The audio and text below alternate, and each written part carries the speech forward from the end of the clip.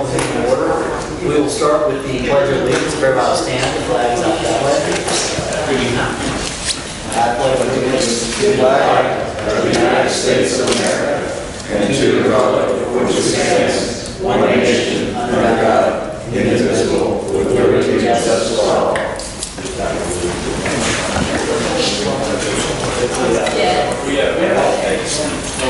I want to thank everybody for being here tonight. The first item on the agenda is the approval of the regular meeting minutes from January 22nd, 2019. Does everybody on the board have a chance to review the regular meeting minutes? Do we have a motion to approve? Motion to approve. And a second? All right, all in favor, say aye. Aye. Motion carries. The minutes are approved. Next, we have the executive session meeting minutes from January 22nd, 2019. Has everybody had a chance to review those minutes? Motion to approve as submitted. Second. All in favor, please say aye. Aye. Those minutes are approved. Thank you. I don't have anything in chairman's report. Financial report. Okay. If you turn your attention to, I'll just try to hit some of the highlights. Right now, the current assets, we've got about $64,000 in our debt service account, roughly $169,000 in our operating account, roughly $3,000 of prepaid expenses. So that's sort of plus the property, plus some other things. The other thing that I'd really like to point out is if you look a couple pages back to the income statement, the accrual basis, that really shows this primarily our operating fund. I guess the rental income of $21,000 and change, which compares to our monthly monthly interest payments of $35,000 and change. So we're operating at about $15,000 at loss when it comes to our property ownership. So hopefully we'll be able to do something about that in the future.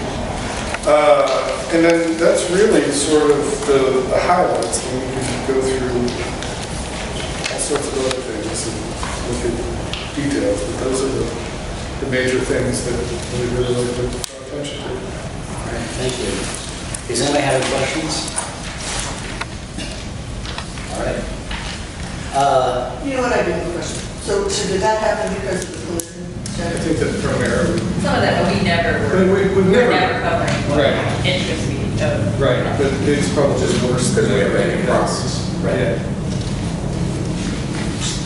All right, next on the agenda is the branding committee. And you want There was nothing for tonight. It'll be next month when we got the report from All right. Catherine, do we have anything under old business? All right. Under new business, we have the trackside annual report. Yeah, so that's in your packet. And essentially, so their year one is 2019, so this is their first annual report, which is due in March. And the big one was to make sure the first year they have to have at least 50 jobs. You'll see from the letters that are attached to the 141 jobs already within the first year. Fantastic. Did we attach a value of those jobs? Salary? Yeah, salary. There was There was some. But it was a pretty low. No, I was just recalling that. Didn't know if they addressed them. I'm sure they're over. It was somewhere over. So this is for review until next month, and we have to approve it. Is that correct, Catherine? Okay. All right. Any questions, or can we move on? Next on the agenda is the Peachtree Station evaluation. Catherine, why don't you give us a summary of what's going on there? Yeah, and I also introduced, it was Joe Bowie, sorry, he's here too representing Peachtree Crossing. But so essentially their assessment came back at $67 million, and they're appealing that to the county, as well as saying that in the letter that you see in your packet, they think the fair market value is closer to $43 million. Obviously, that's a huge difference, and it makes a difference in how much they run off their payment. So they say they overpaid by $24 million? Not saying that. They're just arguing the set value. So the letter they sent doesn't say why the fair market value should be different. It just says it should be. Is there any basis for that? Pardon? Is there any basis? Not to you. I'm sorry. Yeah. I'm curious about something.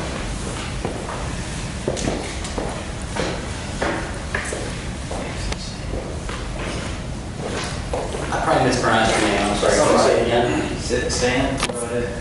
Whatever, yeah, Whatever you're whatever. comfortable with. Answer questions. You're welcome to have a seat. Yeah, have a seat. Or at least stand. Up to you. So tell me your name again, please. Joe Bowie. Bowie, okay. All right. So, the value that you placed in the letter, or that Tricia Turca put in the letter, is $43 million, but there isn't a basis upon which she reached that conclusion. Can you explain? Why the difference? Yeah, can we take this a half step backwards? Sure. The property is not under appeal. Oh, it's not? With I- DeKalb County. Yeah. We attempted to file a tax appeal in a lot of time period with DeKalb County, but was informed that there were no appeal rights on the property and that they did not issue a 2016 assessment change notice. So we went back and forth via phone call and via email with the county. So I informed the owner that there aren't any appeal rights in it right now. Where did this tax calculation come from? So they said it came from the county. And they hired us to look at the valuation of the property. So we looked into it, understanding the sale price is what it is. But in Georgia, there are, you have to look at fair market value and with equity. So we went through and looked at other retail properties in DeKalb County, and this subject property that we're discussing is valued by far more than any other retail. Now, I'm not talking about comparing it to a shopping center or retail property that was built 10 years ago, 20 years ago. Newer, Class A anchor tenant With similar retail rents. with similar anchors. So where we're at today is the tenants, from my understanding, most of the leases are triple net leases. They're all triple. Okay, so that calculation that was done by the city of Chamblee that was sent to the owner, City Shambles. or I'm sorry, Yeah. there was a spreadsheet I was given, I'm not 100% sure it was given. But anyway, it's based on the $6 million. The anchor tenant and many of the other tenants in there, I think that comes up to like over $10 a square foot, pass-through tenants for them, and they are refusing to pay So let me just get this straight. because they are so high. Sure. Let me just get this straight. You're not paying the taxes.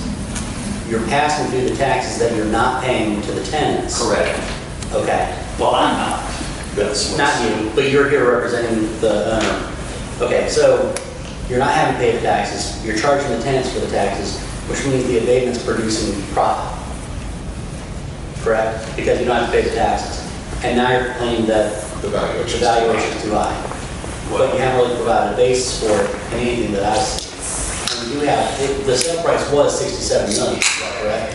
Right. There's no dispute about that, right? No. Okay. All right. I'm sorry, but I got an email Friday saying that, I think the owner was trying to get a meeting with everyone, so we didn't really come prepared to, discuss I understand. the valuation and get into the details of everything. So I was sitting here to Well, see where y'all are at on this, in that there's no appeal rights on the property as we know right now with DeKalb County because they didn't issue an assessment change notice. And someone has based this valuation on something on the county website, I'm assuming, but there's no appeal rights.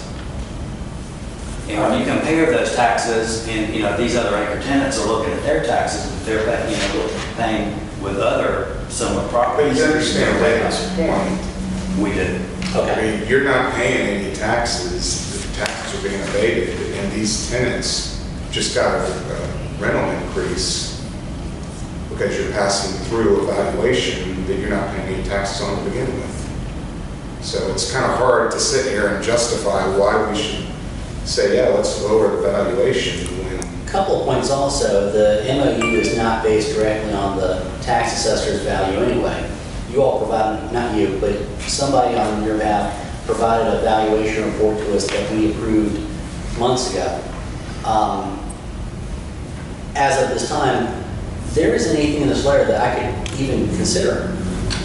So if you want to go back and provide more information to us and keep in mind the questions that we're asking with your client, I'm sure that we're happy to discuss it, but I just kind of changed the value based on a letter with nothing that backs it up.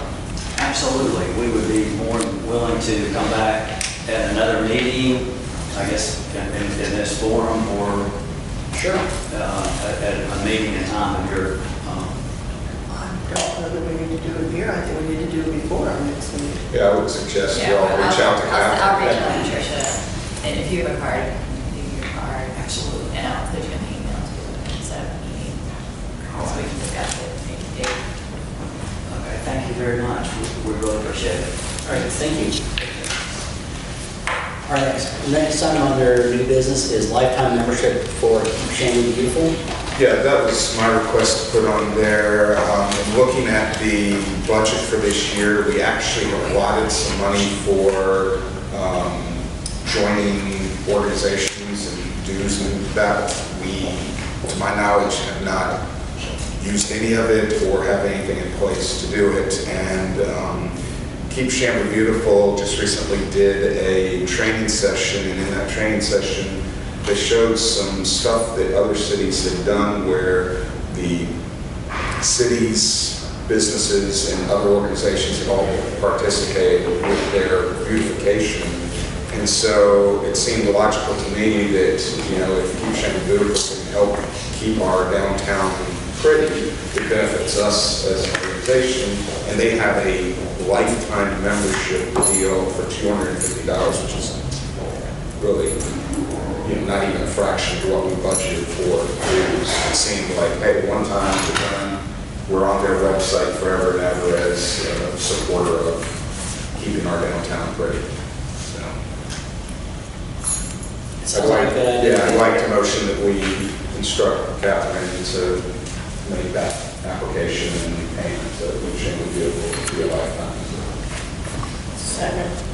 Any discussion, anybody opposed? They're actually now becoming part of. That was what the training was. The training was because they are an affiliate of Keep America Beautiful. And so it seemed like here's a great opportunity to leverage possible grants and whatnot from a larger organization.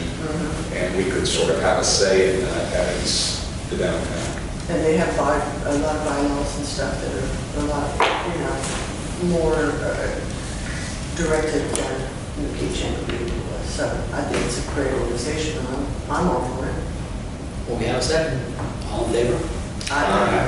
Motion carries, thank you. All right, next item on the agenda is public comment. Welcome to the public. Anybody have anything they'd like to say? All right.